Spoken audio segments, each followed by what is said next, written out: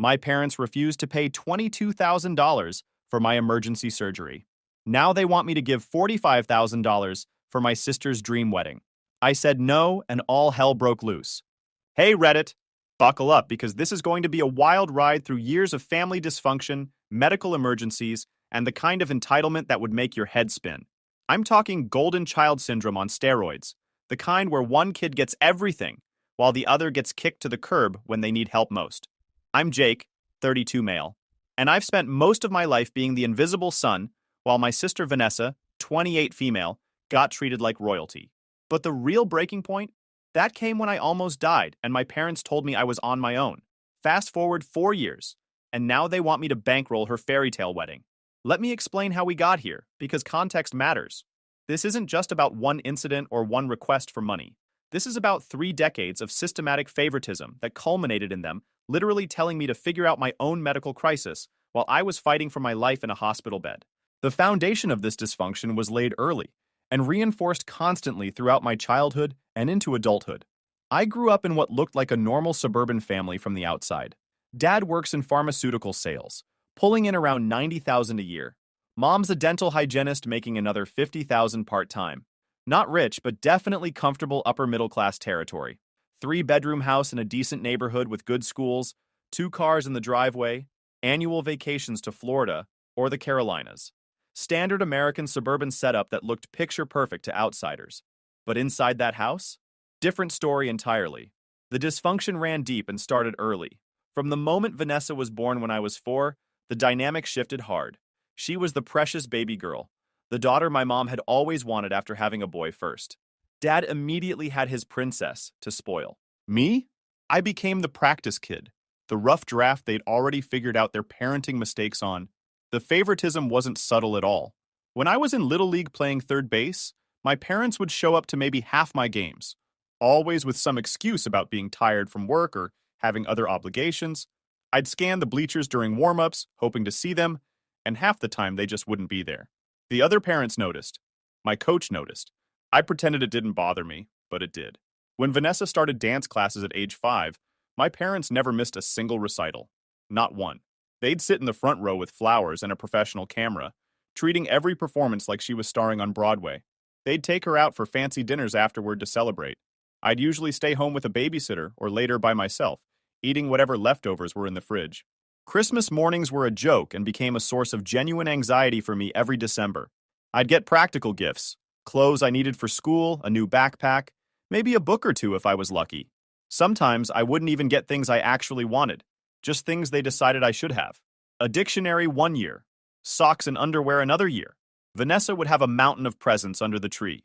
Dolls, games, art supplies, the latest tech gadgets, a new bike 1 year, a complete bedroom makeover another year, including new furniture, paint, and decorations. The inequality was so obvious that even extended family members would comment on it during holiday gatherings. But my parents would just laugh it off with dismissive comments like, well, girls need more things than boys, or Jake's just not materialistic like that. They convinced themselves I preferred it this way, that I was naturally more minimalist and didn't care about gifts. In reality, I just learned early that showing disappointment made things worse.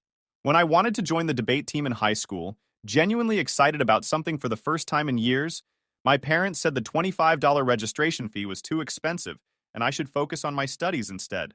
They literally told me we couldn't afford $25. That same year, they dropped $900 on a custom-made dress for Vanessa's 8th grade graduation. 8th grade. She was 13. I found the receipt on the kitchen counter and just stared at it in disbelief.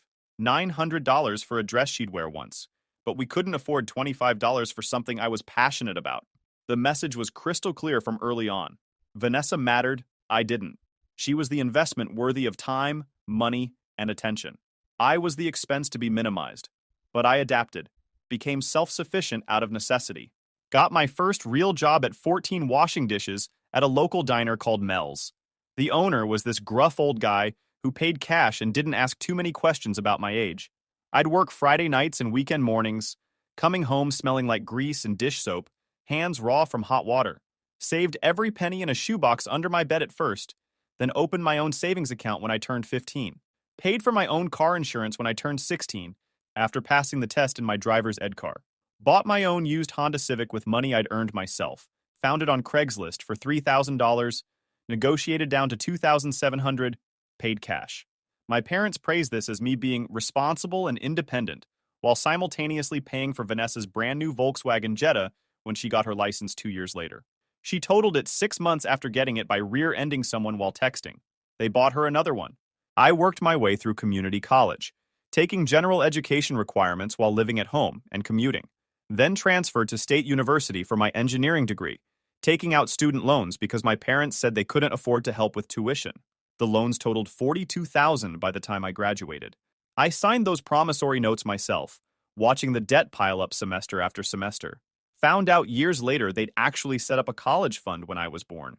My grandparents had contributed to it, so had some aunts and uncles at birthdays and holidays. Should have had at least $30,000 in there by the time I turned 18. They'd emptied it to pay for Vanessa's private high school tuition when she decided public school wasn't challenging enough. Really, it was because her friends were going to this expensive prep school, and she didn't want to be left out. They paid $18,000 a year for 3 years. $54,000 total that should have been mine, spent on Vanessa's social life. When I found out about this during an argument years later, my mom's justification was that I was doing fine at public school and Vanessa needed the academic challenge. Vanessa graduated from that expensive prep school with a 2.8 GPA and no college acceptances except the local community college. By the time I graduated with my degree in civil engineering, I'd learned to expect nothing from them. I was genuinely surprised when they showed up to my graduation ceremony, though they left immediately after my name was called because they had to drive Vanessa to some dance competition 3 hours away. Couldn't even stay for the reception or take a single photo with me in my cap and gown. I landed a good job with a construction engineering firm right out of college. Started at $52,000 a year, which felt like a fortune after years of scraping by on minimum wage and ramen noodles. The work was hard. Long hours on construction sites, dealing with contractors and inspectors, learning to read blueprints and manage budgets. But I was good at it. Really good. Worked hard, showed up early, stayed late, volunteered for the difficult projects nobody else wanted. Got promoted twice in 4 years, and by age 28, I was making $78,000 as a project manager, overseeing commercial building projects worth millions of dollars. Bought my own condo when I was 26. Saved up a down payment over 3 years, qualified for the mortgage on my own, furnished it myself from Craigslist and IKEA. Started building actual savings for the first time in my life, putting away 10% of every paycheck religiously. Everything I had, I'd earned. Nothing was handed to me. Nothing was given. Every single thing I owned came from my own work and sacrifice. Meanwhile, Vanessa bounced between part-time jobs and creative pursuits like a pinball. Tried being a photographer for 6 months, bought $3,000 worth of equipment on my parents' credit card, took maybe 20 paid photo sessions total before deciding it wasn't her passion, then became a social media manager for a few months, which seemed to consist mostly of posting on Instagram and calling it work. Then she got into making artisan candles, convinced she'd found her calling. My parents funded a whole setup in their basement, professional equipment, supplies, even a website. She made about 12 candles before getting bored, then decided she wanted to be a yoga instructor, so my parents paid for her certification course in California. $1,500 plus airfare and accommodation for the month-long intensive training. None of it stuck. None of it made real money. Every venture failed within months, sometimes weeks. But my parents funded every pivot, every new interest, every business venture that inevitably crashed and burned. They called it supporting her journey of self-discovery. I called it enabling a perpetual teenager. She lived rent-free in their finished basement apartment that they'd renovated specifically for her. 900 square feet with a full kitchen, bathroom, separate entrance. Basically an apartment that would rent for $1,200 a month anywhere else. Drove the car they'd bought her after she totaled the first one. Used the credit card they paid off every month without question. At 26 years old, she'd never paid a utility bill. Never worried about health insurance. Never experienced the anxiety of wondering if you'd have enough money to cover an unexpected expense. Never had that moment of panic when your check engine light comes on and you have to choose between fixing your car and eating properly for the next 2 weeks. The resentment built slowly over years. I'd be lying if I said it didn't bother me. Watching your parents bend over backwards for one kid while treating the other like an afterthought does something to you psychologically. It shapes how you see yourself, how you interact with the world, how you understand your worth.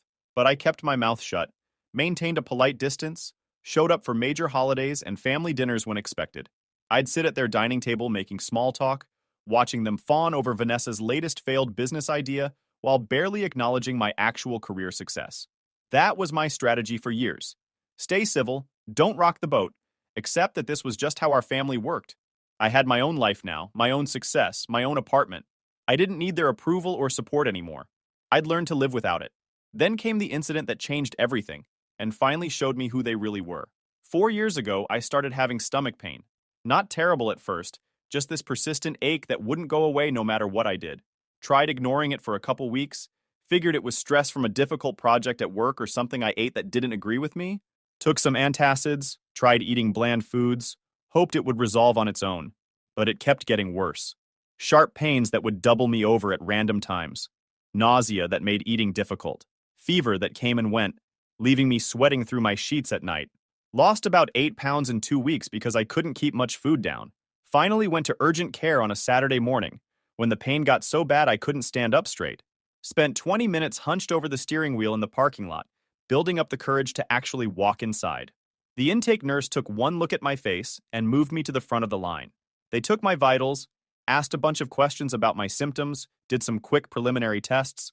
The doctor came in looking concerned, pressed on different areas of my abdomen while I tried not to scream. Then he said words that made my blood run cold. "You need to get to the emergency room right now. I'm calling ahead to let them know you're coming. This could be your appendix, and if it is, it might have already ruptured." I drove myself to the ER because I lived alone and didn't want to bother friends on a Saturday morning with what might be nothing. In retrospect, incredibly stupid decision. I was in so much pain I could barely focus on the road, hunched over the steering wheel, taking side streets because I didn't trust myself on the highway. Spent 6 hours in the ER waiting room because it was absolutely packed. Apparently, Saturday mornings bring out everyone who'd been putting off medical care all week. I sat there in a plastic chair, sweating and shaking, watching people come and go, while my pain escalated from terrible to unbearable. By the time they got me into a room and did a CT scan, the surgeon came in with his face set in that expression doctors get when they're about to tell you something bad. He explained that my appendix had definitely ruptured, and I had peritonitis. For anyone who doesn't know medical speak, that means infection spreading through my abdominal cavity. Life-threatening if not treated immediately. People die from this. They rushed me into emergency surgery within an hour. I barely had time to sign consent forms, barely processed what was happening. 1 minute I'm in the ER bay, the next I'm being wheeled down hallways on a gurney while ceiling lights flash past overhead. Then they're putting a mask over my face and telling me to count backward from 10. Woke up hours later feeling like I'd been hit by a truck, run over again for good measure, then maybe hit one more time just to be sure. Tubes coming out of my arms for IV medications, a drain tube in my side that looked medieval and hurt worse than anything I'd experienced. Every breath felt like knives in my abdomen. The surgeon came by during evening rounds and explained in detail just how bad it had been. They'd had to do extensive cleaning of my abdominal cavity because the infection had spread pretty far. The appendix had been ruptured for at least 48 hours, based on what they found. Another day or two, and I might not have made it. I'd be in the hospital for at least 5 to 7 days on IV antibiotics, possibly longer if complications developed. Then weeks of recovery at home before I could even think about returning to work. No lifting, no driving for at least 2 weeks, limited mobility, high risk of infection at the surgical sites. That's when reality hit me like a second truck. The money. I had health insurance through my job. It was actually pretty decent coverage, all things considered. But I'd chosen a high deductible plan because the premiums were lower, and I was young and healthy, and never went to the doctor. The kind of decision you make when you're trying to save money and can't imagine ever needing serious medical care. The deductible was $22,000. $22,000. The number was so large it didn't even seem real at first. I asked the financial counselor to repeat it 3 times, convinced I'd misheard. But no, that was the amount. $22,000 I'd be personally responsible for before my insurance would cover a single dollar. The hospital billing department was very sympathetic but very clear about the situation. I'd be responsible for that amount regardless of anything else. They could set up a payment plan, work with me on the billing, but the money was owed. Period. That's how insurance works when you pick the cheap plan. I was 28 years old. I'd been saving aggressively for 3 years, building up an emergency fund like all the personal finance blogs said you should. Had about $14,000 in savings that I'd been so proud of. Money that had taken real sacrifice to accumulate. skipping social events, brown bagging lunch every day, driving my old Honda instead of upgrading, saying no to vacations with friends. This would wipe that out completely and leave me $8,000 in debt on top of it. And I'd be out of work for at least a month, maybe more, meaning reduced income right when I needed it most.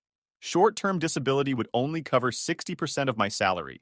From my hospital bed on day 2, still hooked up to IV antibiotics and feeling like garbage, I called my parents, hands shaking as I dialed their number, explained the situation as clearly as I could through the pain medication fog, told them about the surgery, the complications, the extended hospital stay, the unexpected massive medical bills. I wasn't even asking for the full amount, just whatever they could help with.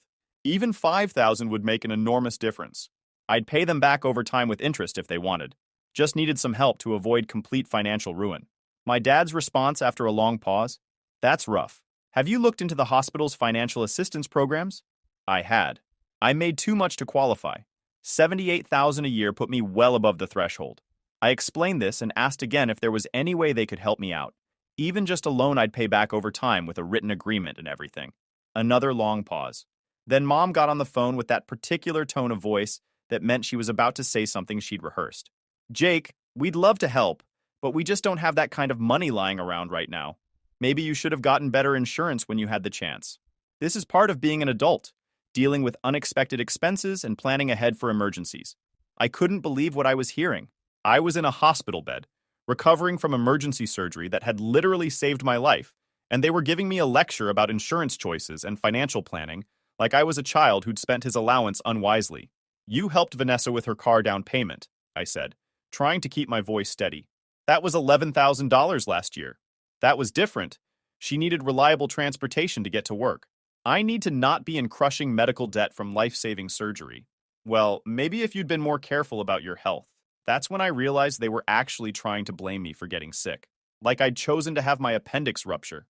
Like this was some lifestyle choice I'd made, and now had to deal with the consequences. Dad took the phone back, voice firm. "Look, we're sorry you're going through this, but we can't just drop everything to bail you out. You have a good job. You're smart. You'll figure it out. That's what we raised you to do. Be independent and handle your own problems. Handle your own problems." Those words hit me like physical blows. This wasn't a problem I'd created. This was a medical emergency that happened to me through no fault of my own. And they were treating it like I'd made a bad financial decision and now needed to learn a lesson.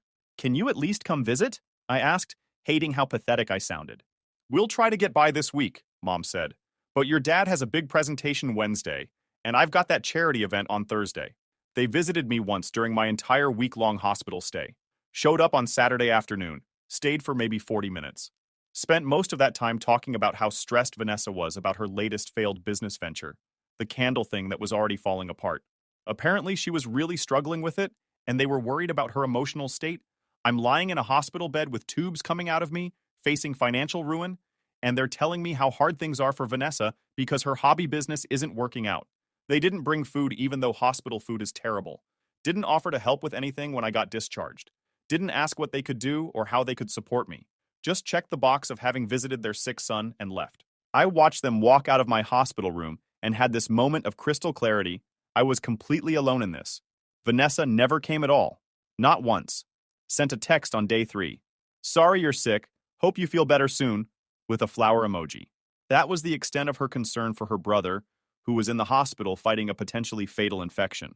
I spent that week lying in a hospital bed, watching nurses come and go, dealing with pain and discomfort, and the humiliation of needing help with basic functions. Facing down a financial catastrophe that would set me back years of careful saving, all while knowing my parents were perfectly capable of helping, but had chosen not to. They had the money. I knew they had it. They'd just spent $11,000 on Vanessa's car down payment without blinking. They were planning their annual vacation to Florida in a few months. Dad had recently bought himself new golf clubs. But helping their son during a medical emergency? Too much to ask. When I got discharged after 7 days, I took an Uber home because asking them for a ride felt pointless. Paid $42 from my rapidly dwindling bank account to get myself and my small bag of belongings back to my condo. The driver helped me up the stairs because I could barely walk. Spent the next month recovering alone in my condo, going to follow-up appointments by myself, dealing with insurance paperwork and hospital billing departments while still healing from major surgery. The surgical drains had to stay in for 2 weeks, and I had to manage them myself. Had to change my own bandages, monitor my own incisions for signs of infection, measure and record drainage output like I was my own nurse. My coworker Randy found out what happened and organized a meal train where people from the office brought me food for 2 weeks. These were people I barely knew outside of work, but they showed up anyway, brought me groceries, picked up prescriptions, sat with me for an hour just to provide some human contact. My buddy from college, Tim, drove over from 2 hours away every few days to check on me and help with things I couldn't do myself. He'd take out my trash, help me shower without getting the bandages wet, make sure I was taking my medications correctly, showed up without being asked, never complained about the drive. My parents called twice during that entire month, both times, to tell me about something happening with Vanessa. First call was about her deciding to close down the candle business. They wanted to know if I wanted to buy any of the leftover supplies at cost. Second call was about her new idea to become a yoga instructor. Weren't they excited about this new direction for her? Neither call included asking how I was doing, if I needed anything, how my recovery was going. It was like my medical crisis had already been forgotten because it was inconvenient to think about. I paid off that medical debt over the next 3 years. $22,000, paid through automatic monthly withdrawals that left me constantly stressed about money. $611 a month for 36 months. Every single payment a reminder of the day my parents chose not to help me. Had to delay buying a new car when my Honda started having serious problems at 215,000 miles. Couldn't save for a house down payment like I'd planned. Put my entire life on hold to pay off debt from an emergency that wasn't my fault and that my parents could have helped with if they'd wanted to. During those 3 years, I watched them help Vanessa with multiple expensive things. Every time I heard about another bailout or funding for another failed venture, it felt like a knife twisting deeper into an old wound that never healed. The resentment during those years was intense. Every automatic payment that withdrew from my checking account felt like a reminder of their betrayal. Every time I saw my parents post on social media about helping Vanessa with something new, the anger built. But I kept silent, maintained minimal contact, told myself it would eventually be paid off, and I could move on. Finally, 3 years and 2 months after that surgery, I made the final payment. Watched my loan balance hit zero. Should have felt relief, but mostly I just felt angry. Angry at the time lost, the opportunities missed, the stress endured. All of it unnecessary if my parents had just helped their son during a medical emergency. The breaking point came 3 months ago, right when I'd finally started rebuilding my savings and feeling financially stable again. I got a call from Mom on a Tuesday afternoon, asking if I was free for Sunday dinner. Said they had exciting news to share and wanted the whole family there. Her voice had that particular cheerful quality that meant something big was happening. I figured Vanessa had gotten a new job or something, maybe actually found something that would stick for once. Agreed to come, marked it on my calendar, didn't think much of it beyond hoping dinner wouldn't be too awkward given our relationship. Showed up to their house that Sunday to find what I can only describe as a full celebration setup. There was a 2-tier cake from the expensive bakery downtown. Balloons everywhere, silver and gold ones that said, "Congratulations." A banner stretched across the dining room. And Vanessa sitting at the dining room table with her boyfriend Dylan, both of them grinning like they'd won the lottery, holding hands and practically glowing with excitement. They were engaged. I forced enthusiasm I didn't feel, offered congratulations that probably sounded hollow, made the expected small talk about how he proposed and whether she was surprised. Dylan's a decent guy, works in IT making around $65,000, seems stable and mature, treats Vanessa well from what I can see. If she was happy, fine, whatever. Not my business. Then Dad stood up to make his announcement, tapping his glass with a fork, like we were at a formal event. "We are so excited to help Vanessa and Dylan start their life together," he began, voice full of emotion. "We've been planning this for months, saving and preparing for this day. We know how expensive weddings can be, how stressful it is for young couples just starting out. I had a sinking feeling about where this was going. So we're going to give them $45,000 toward their wedding and first year of marriage. Consider it our gift to help launch their future together. $45,000. The room spun a little. I gripped the edge of the dining table to steady myself. The same parents who couldn't spare $22,000 when I almost died were casually announcing they'd drop 45 grand on a wedding, more than double what they'd refused to help me with during a life-threatening medical emergency. "We're thinking a destination wedding," Vanessa gushed, leaning forward with excitement. "Maybe Italy or Greece or possibly the Amalfi Coast. Something really special and memorable that our friends will talk about for years." And the 45,000 will help with the ceremony, the honeymoon, and getting set up in a new apartment together. Mom was practically glowing with joy. We've been saving specifically for Vanessa's wedding for years.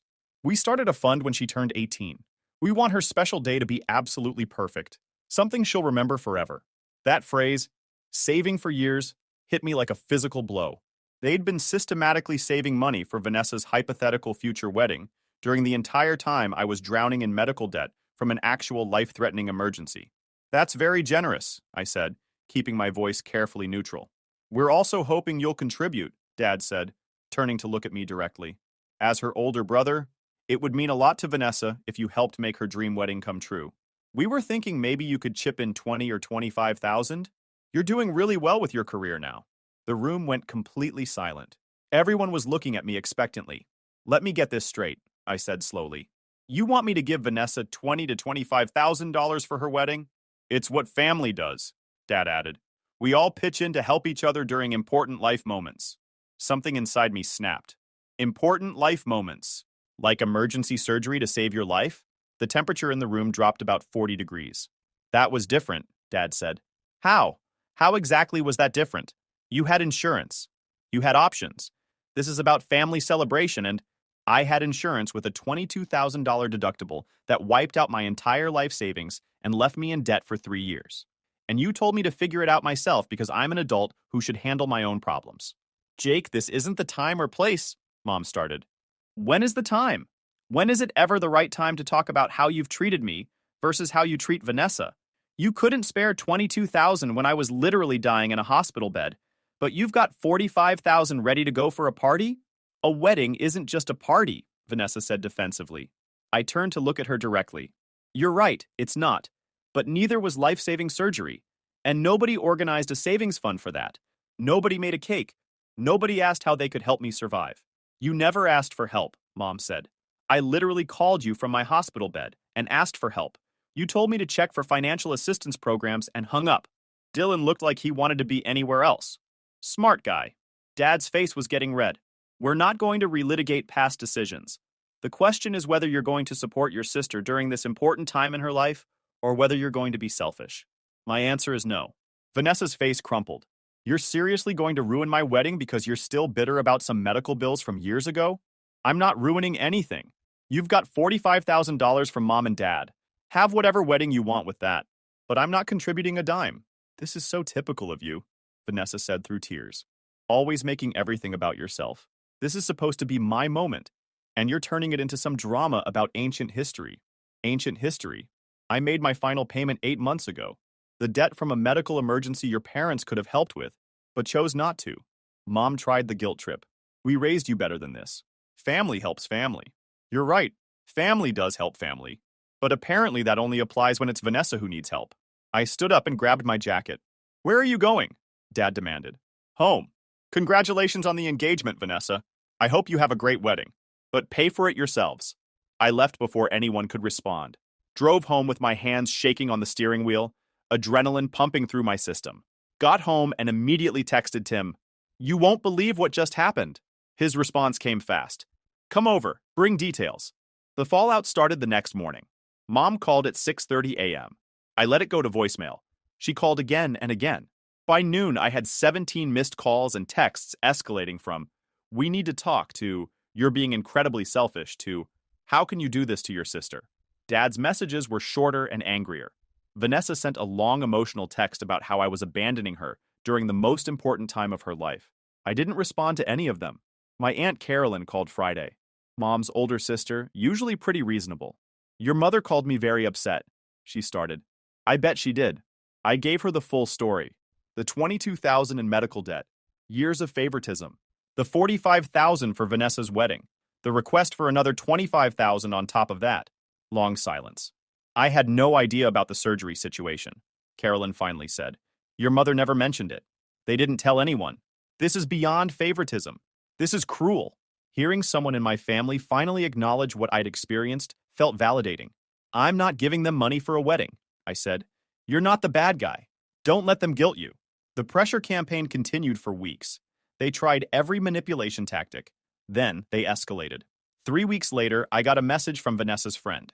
she'd posted in a wedding planning group about her selfish brother. I screenshot the thread and sent it to Vanessa. Really? You're putting our family business on social media? Her response, maybe if you're getting called out by everyone, you'll realize how wrong you are. That's when I decided to take control. I called my parents and told them we needed to meet. One time only. Neutral location, a coffee shop near their house. Showed up Saturday morning with a folder full of documents. Sat down across from them. I'm going to say this once, I started. I'm not giving Vanessa money for her wedding. Not $25,000, not $500. Nothing. Jake, Mom started. I held up my hand. You raised me to be independent and handle my own problems. Those are your exact words. So that's what I'm doing. This is different, Dad said. No, it's not. You taught me that family doesn't bail each other out. I learned that lesson well. I pulled out my hospital bills. $22,000 in medical debt. I paid it off over 3 years while you funded Vanessa's failed ventures. Next document. The list of everything they'd given Vanessa. Conservative estimate? $95,000 to Vanessa since she turned 18. In that same time, 0 to me. Their faces went pale. Here's what's happening. I'm not contributing to the wedding. I'm not coming either. And moving forward, I'm treating you exactly how you treated me, with polite distance and zero support. You're cutting us off? Mom asked. No. You cut me off 4 years ago. I'm just accepting that reality. This is ridiculous, Dad said. You're throwing away your family over money. No, you chose money over me when I needed you. I'm just respecting that choice. I stood up and left the folder. That's documentation of what you've spent on Vanessa versus me. Keep it. Show people when they ask why I'm not at the wedding. Walked out feeling lighter than I had in years. The nuclear fallout was immediate. My parents told everyone I'd disowned the family. Extended family reached out, most taking their side initially. But something interesting happened. Carolyn shared my side with key family members, including Uncle Frank. He called, I'm disgusted. I had no idea they'd left you hanging. Several relatives had assumed my parents helped with medical bills. When they found out the truth, the narrative shifted. My cousin Melissa, a nurse, was horrified. They didn't help after emergency surgery? That's not just unsupportive, that's horrifying. The unified front cracked. Meanwhile, my life improved dramatically. Blocked their numbers. Set social media to private. Created boundaries I should have years ago. Work was going well. Another promotion and raise. Started dating someone. Took a vacation with Tim. Most relaxing week in years. 6 weeks later, I got an email from Dad. We need to talk. Didn't open it. Sent to spam. The wedding happened last month. From what Carolyn told me, it was nice but smaller than Vanessa wanted. Budget issues. The $45,000 wasn't stretching far. Tragic. If you enjoyed this video, please hit that subscribe button. It really helps the channel and help us bring you more and better stories. Thanks.